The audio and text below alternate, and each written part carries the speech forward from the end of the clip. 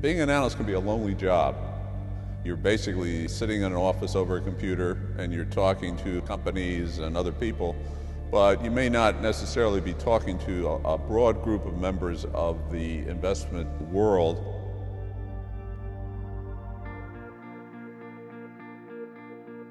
By broadening your effort in the society itself, you meet people, one. Two, you can learn, particularly from people with experience. You can ask questions, and obviously you can also be helpful to the people within the industry. And so I think those are the reasons why people should get involved in the society. The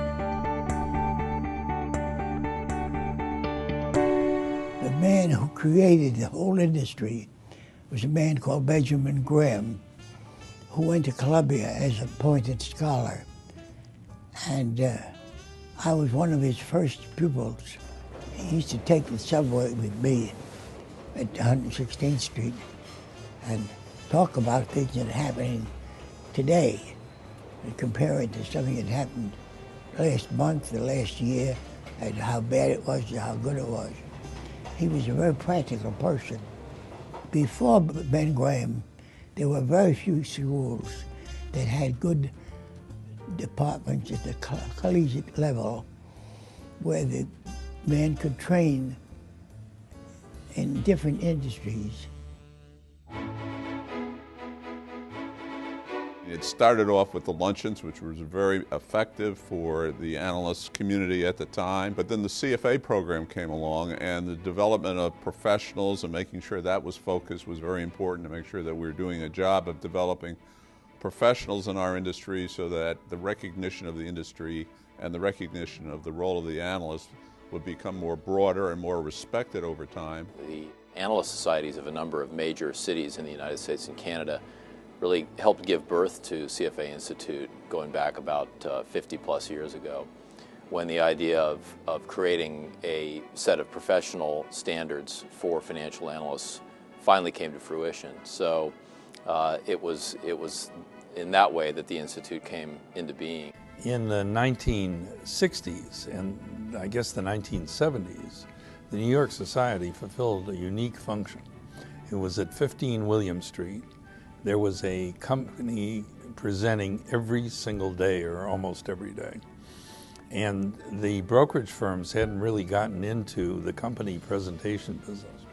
So if you were a security analyst, the New York Society was something you wanted to join, and you went to lunch there at least once a week, sometimes 2 or 3 times a week, to see companies.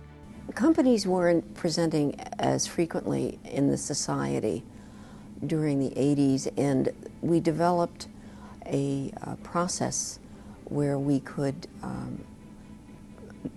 transmit the interviews to the offices of our analysts, so they didn't have to be there in person to hear the company presentations.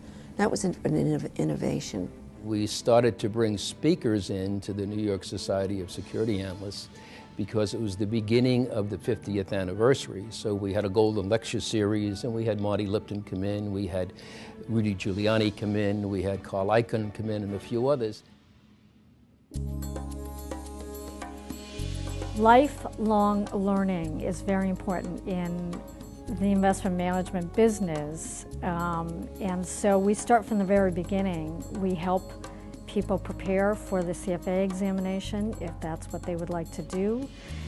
We then continue along a wide spectrum of topics to offer our members education in any form that they need going forward in their career. We came up with a whole bunch of programs that now have broadened out into what the New York Society has to offer with its education effort. The other aspect of education I think that's really important has to do with being continually reminded of what it means to be an ethical investment professional.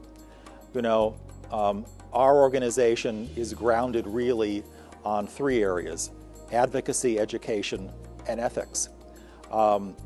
This year, in fact this month, marks the 50th anniversary of the first code of ethics for our investment profession.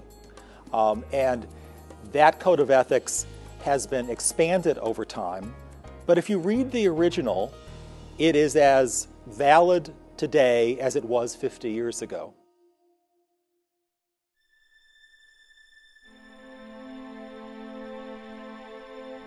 I signed the lease on the World Trade Center, so I put the society there. We lost many things. 43 or 44 people working on the 44th floor of the World Trade Center, and they all got out alive, thank God. There was some loss of life of people in the building that we knew. We lost our records.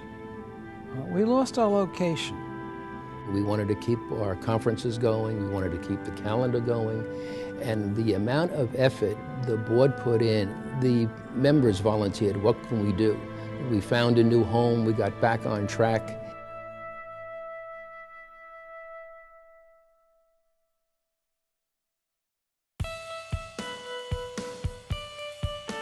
We have an immense amount of opportunity and benefit for our members. We have over 14 committees, and each committee is responsible for covering a special topic, a special interest. It really allows our members to get involved with other people that do very similar work to what they do, and they can share ideas, share best practices, share thoughts about how to do things differently in the future, stay current in what they're doing. Membership engagement for us is being sure that people have ways in which they can interact with the society as a living, breathing organization, whether it be virtual, whether it be online, but also face-to-face relationship building, which never goes out of style. I think what attracted me was to have a society of, like thinkers, people that are in the same sort of profession as I. That was kind of number one, so networking. To have the opportunity to work with folks on the equity side was definitely eye-opening, and it enhanced my career in terms of the choices that I made. We have a lot of brand name recognition, and you stop and tell people that you're coming from the Investment Strategy Committee at the New York Society of Security Analysts, they're going to stop and listen. Without question, the network of people you get to meet organizing the committees is helpful. The location is very central and is very accessible. As far as facilities go, I think you pretty much find anything that you need and everything that you want here.